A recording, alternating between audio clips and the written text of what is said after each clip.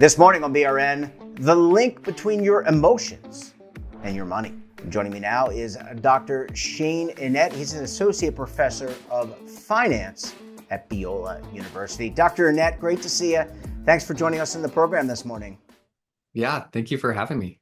Yeah, and I was just saying in our virtual green room, this topic couldn't come at a better time because I don't know if you were, prescient or what, but there's so much tumult going on in the economy, the markets. I think a lot of people have a lot of concern. Is there a connection between our emotions, what we feel, and money? Yeah, so I've been researching in the area of personal finance and institutional finance for a while, and what you see so often in the literature is people will say, you get a lot of money, that creates positive emotions, that creates happiness, and over time, that idea has really been debunked. We're the richest society in the history of civilization, and yet we actually have the highest amount of depression, the highest amount of anxiety. And so there's actually not a strong relationship between wealth and positive emotions going that way, where the causation of wealth creating emotions. And part of the big reason is we get used to it. So we have this thrill when we get more money, but then we adapt. And so we kind of are like, whatever level of wealth we reach, we get used to it, and it no longer provides that kind of boost of emotion. And I really, using a lot of psychological research and theory, started to see that it's actually the opposite. So when people experience positive emotion, that actually triggers a type of sequence, a type of growth in ourselves that leads towards greater net worth, leads towards greater income, and so that was just a really powerful insight that I wanted to study and to test. And then the opposite is true, that when people, so it's not that if you lose your money, you all of a sudden are now going to experience permanent negative emotions, because you get used to a lower level. And this is if have your basic needs of food and shelter and clothing kind of met. Apart from that, once those basic needs are met, then there's not that kind of sustainable effect on our emotions. Uh, but if you are in a cycle of anxiety, of being sad, of kind of experiencing, these negative emotions, that actually will contract your ability to grow, to be able to think about money in the right way. And so that leads, and empirically in my paper, I've shown that that leads towards lower net worth, lower income. And so, yeah, it was really fun to just look at it the other way, from emotion to wealth versus wealth to emotion. Yeah, actually, the way you explain it, it's kind of and the way you wrote about it, it's actually the opposite of what I would naturally think. Are there lessons here, doctor, for financial advisor community, that those that deal with the, the the general population, the retail investor? I mean, I feel like I believe that financial advisors have to play a little bit of psychology with their clients. So how could this information help the FAs out there working directly with the community, their communities? Yeah, yeah, for sure. There's quite a bit they can do. So the theory that I use is called broaden and build by Barbara Friedrichsen. And the idea is, as people experience contentment or joy or feelings of, you being interested in something, that triggers a broadening of our, receptiveness, of our self-complexity, of our time horizon. We just start to think, and we'll actually want to play more. We'll want to kind of grow. And as we grow, that triggers skill building. And so, what I ended up seeing is the connection between emotions creating higher net worth and income is all run through time horizon. So as we are feeling like we want to play, feeling like we're growing and becoming more complex people, that's satisfying, and will actually expand our financial time horizon. We'll look farther, and that is the greatest indicator and variable that will increase personal wealth. And it actually decreases consumption. It decreases, how prone you are to debt.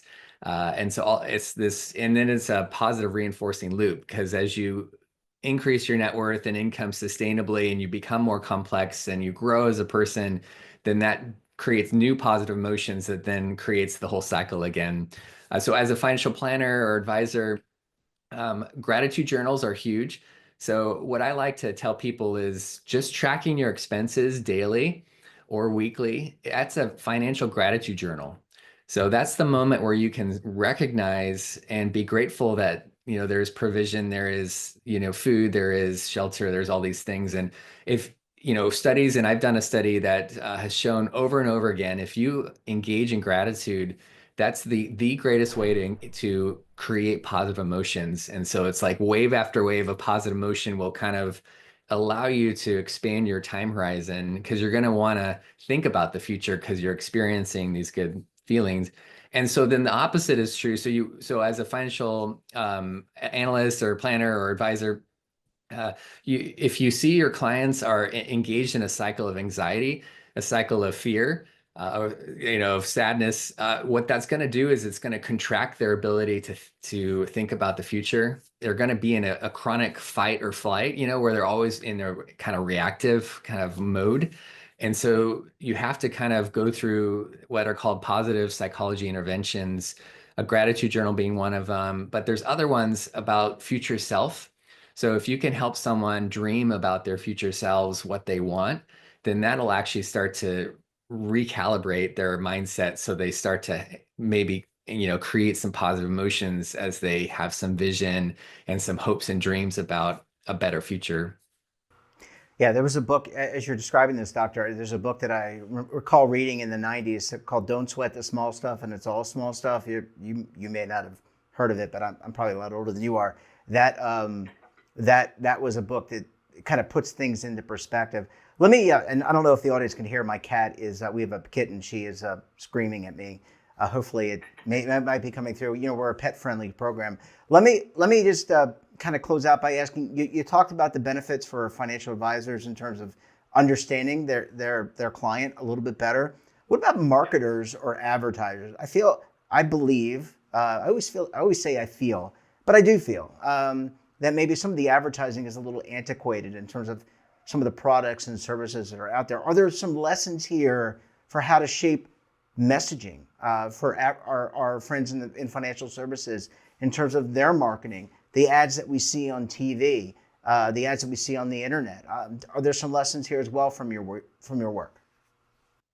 Yeah, I'd say if you can, I felt like there's been quite a few financial service advertisements that are trying to engage people in aspiration, trying to engage people in a hopeful future, and they're giving them a vision of a future self that is in control, that is, excited about what they're doing.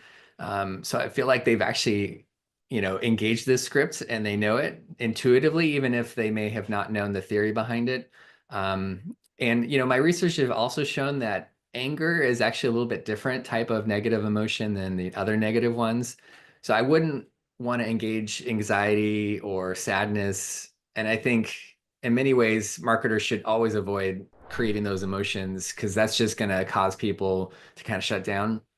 But anger is what's called an activating emotion. So sometimes that actually does create some positive movement in wealth building or income growth, as well as interestingly, I found loneliness was a different type of negative emotion.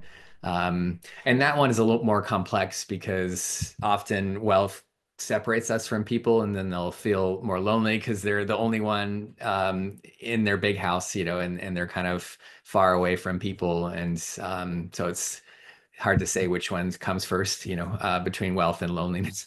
But yeah, and so all that to say, I think marketers are engaged in the script already, and if they should always avoid activating kind of anxiety or fear. But I think if they activated anger, that actually could trigger positive movement for people to engage in wealth building. Yeah, it's so interesting, Doctor. I mean, your research it's so telling. It's just so interesting how we're driven. I mean, we're emotional creatures. How everything we do is kind of keyed off our emotions. And oftentimes emotional intelligence is so important to making the best decision possible. Knowing yourself, knowing how you make decisions, and how they impact your decisions is really important. Dr. Enete, we're going to have to leave it there. Great research. Thank you so much for joining us, and we look forward to having you back on the program again very soon, sir. Yeah, thank you so much.